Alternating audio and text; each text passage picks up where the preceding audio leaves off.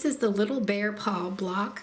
It finishes 12 inches and it's a little bit more dainty than the regular bear paw. The methods we're going to use to piece this are half square triangles 8 at a time.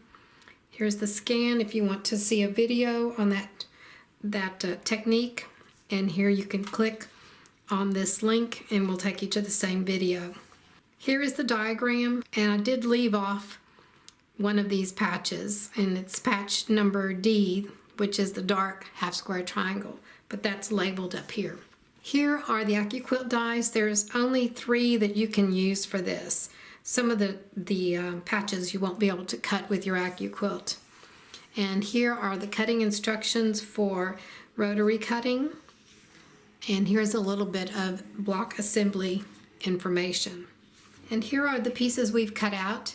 These are for the half square triangles 8 at a time. So we're going to do 2 sets. We need 16 half square triangles, and then we'll trim them down to 2 inches after it's finished.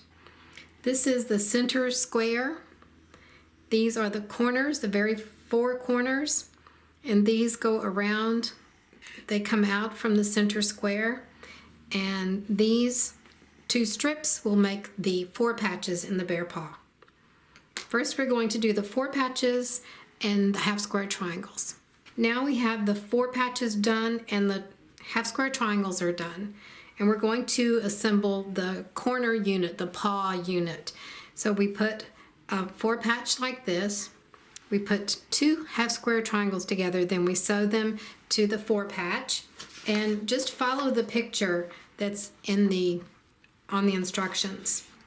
And then once those are sewn together, we'll sew 2 half square triangles together and then a square, corner square, and sew that to this side. Here are the bear paw units, so the final step is to just put the block together.